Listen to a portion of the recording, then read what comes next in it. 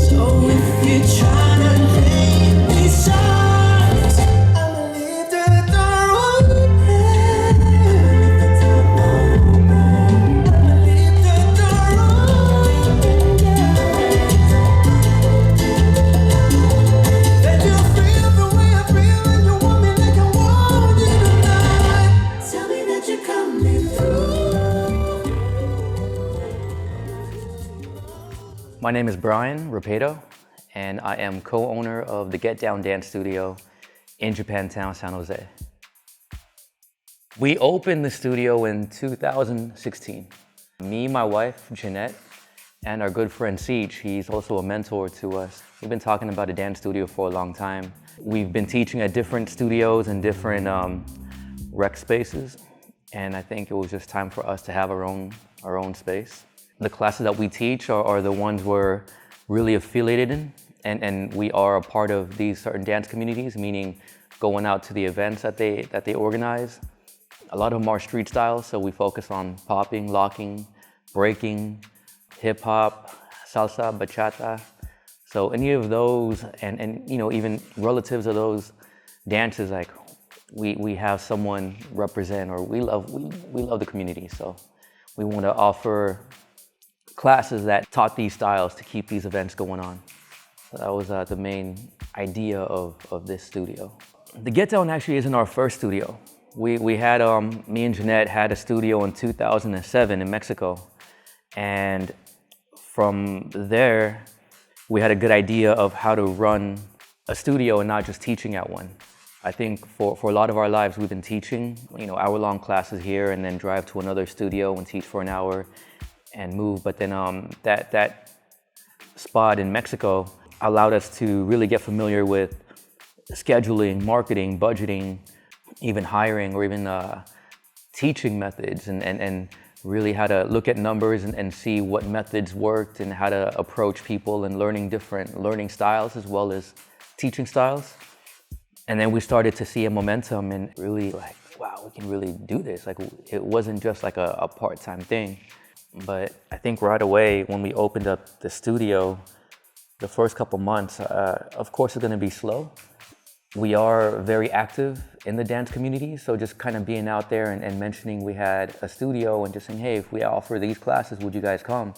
And like a lot of our friends were very loyal to their word, and we opened up a class. I'm like, okay, we got a breaking class, we got a popping class, you guys gonna come through? And I'm like, yeah, I think classes filled up pretty quickly. We do have a great youth breaking program and our salsa classes. Yeah, I think those have been our bigger classes. We have a house dance class too that's been very consistent. They've all been very consistent since day one. It's just now we had to open up more of those classes to accommodate the students wanting to take classes. Yeah, kind of looking back at it, we have a great youth program. And I think that's been the section that's been keeping us afloat. More than half our classes are youth. And then after 6 or 7 p.m. is when we have the adult or all age classes. The team we have now, honestly, is one of the best teams I've ever been a part of. It is a lot smaller now. Pre-pandemic, we had about 19 in our team, 19 instructors, and now we're down to about 6. But we're able to really come together more. There's a core group that is here more than 20 hours a week, and that is myself, my wife, Jeannette, Basma, and JR. And with this group, we're able to meet up and talk about the plans and reflect on what's been going on. The difference between from what I was used to when I was teaching at other places was I was assigned a certain time to teach, and after class, I'd usually just go because there's another class happening right after. I think here, a lot of our teachers find this like a second home. They hang out, we all go out and have dinner. Again, we talk. I think those are the cool moments and what makes us strong. So going back with the reflection, I guess, of the studio, I give a lot of credit to Jeannette, my wife, and we always talk about how dance was very fulfilling for us, and this is a way for us to kind of pay tribute back and give others the opportunity that dance gave us. We met because she was on our salsa team, and I didn't know how to dance salsa at all, but there were more girls than guys. So the director of that team asked if they were to train me if I can join their team because they needed more guys to lead. And I got paired up with Jeannette. And I actually had to have Jeannette and another girl as partners, but I felt like I wasn't holding my end of the bargain, so I kept practicing, but I was terrible at leading. I think I was too rough. Timing, I always had a good sense of timing, but leading and dancing with a partner was completely new because I grew up dancing hip hop and other styles like individual dancing.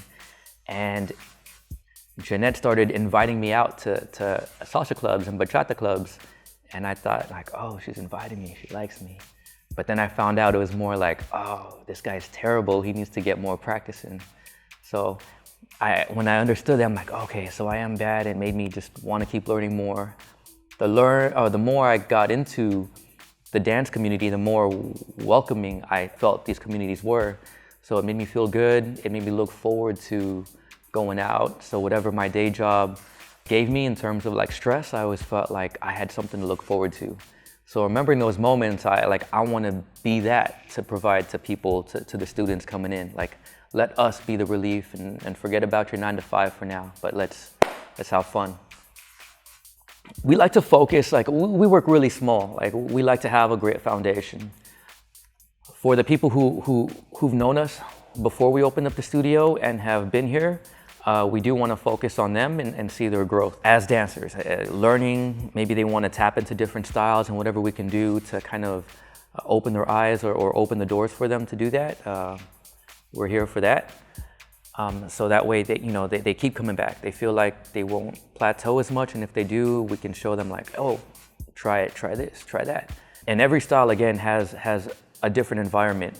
After that, the neighborhood, Japantown, we love being a part of whatever they do. So if there's a festival here, or if one of the other organizations, say Taiko San Jose, who's been great collaborators and great mentors as well, if they have an event coming up and they ask for us to be a part of it, like for sure, whatever we can do to bring vibrancy and bring like our own flavor to Japantown. Now again, after post-pandemic, a lot of dance festivals are starting to happen again. So when these open up and we get invited to those, we try to prepare ourselves for that, to represent San Jose, Japantown, and what we do here in these outside events. So those are the communities we like to support and show like how we do what we do here. 2 of our youth train under our other owner, Seach, and they were training maybe 2-3 times a week for this competition. And it was a competition that was a little outside of our style, and they just focused on what they wanted to learn, and it was a popping and locking routine in a dance competition where it was all different styles. And the way they danced, the way they grooved, the way they executed, and not even them being young, but just the ability for them to just stay composed and the chemistry they had with one another, I think was really cool. But they ended up winning first place. And then a lot of, the teachers here went to go watch them compete, and just seeing them like raise their hand and like, yeah, we did it. So that was a cool moment. Another one is we do a lot of battles. So there have been a couple people from our studio, one a student now mentoring to teach, and the other is a teacher. But when they win a battle like that, we can't help but to feel like, oh, that's our fam. So those moments are very rewarding. As a team, like, we do get invited to showcase what we do, and we do a fusion of different styles. And one of the more recent performances we did was a Latin house. We fused with salsa, house dance, whacking, to name a few others, popping, but try to blend all the styles that we love doing and how we see ourselves moving on our own to one particular song. And it was cool to have the artist of that song respond back and say like, wow, you guys really captured the essence of what I was portraying in this song when I wrote it. Providing unity, not really caring where you come from, but coming together for the love of music and dance. So I think to hear that from the artist was really cool. Dreams for the studio, I really don't see ourselves leaving this location. We are a nice, intimate space, but because of that, I feel like it's a big part of how we're able to do the things we do. So I'd like to stay here. I'd also like to pass down what we know to our future our students who are here now, who will be future teachers. Almost like a martial arts method where you learn through a lineage, because a lot of what I do, I am doing from my mentor, almost like a sifu or a sensei, and hopefully it's transparent enough and it sticks long enough for the newcoming generation who wants to teach and who wants to keep this going. And that would be the ideal, is after I'm done teaching, like, I know it's in good hands, because the people after me have they carry on the same ideology. I want to say our doors are open to anybody. I guess a reminder of why I really wanted to be a part of a dance studio like this. I always felt like dance is bigger than moving to music. It's beautiful, and how much passion we have for it. I always feel like dance for me was a tool to create and build great relationships. So I found my place in dance, and to keep, I guess, my tool sharp is me maintaining it and working on my craft, which is my dance, and just the hopes with that I'll meet and I'll network with people, because my tool has taken me to so many places, and I'll get to network or meet a friend who we just like really connect with, and we can talk over something like dance for coffee or dinner overnight.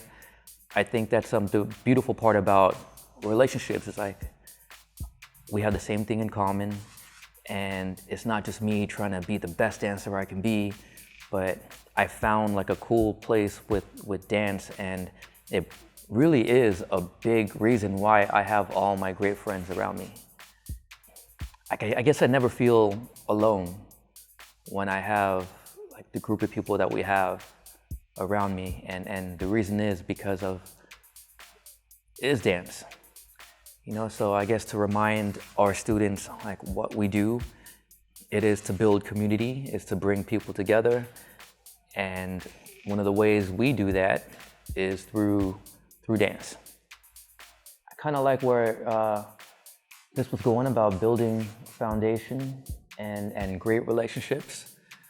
It's a cool question, because I get to be reminded of it too, because along the ways you kind of get caught with the day-to-day grind.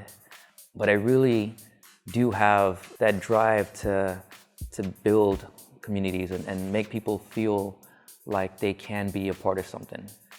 And the thing I know best to provide that is dance, and to keep it going, I know I have to be a great mentor to the ones looking up to us, and just, again, being transparent and just seeing like everything unravel, and know that they can do that in the future. So I'm thinking of our youth classes, and it's cool when they say like, oh, I want to be a dance teacher. Because as a kid, like I never thought that. I never really heard anyone say it. It was always like, I want to be a doctor, I want to be a veterinarian, I want to be a pilot, I want to be a firefighter, or a professional athlete. And now when I'm hearing the kids say like, oh, Mr. B, I want to teach dance, or oh, I really love this, I want to open up my own studio one day too. So that was really like eye-opening to hear.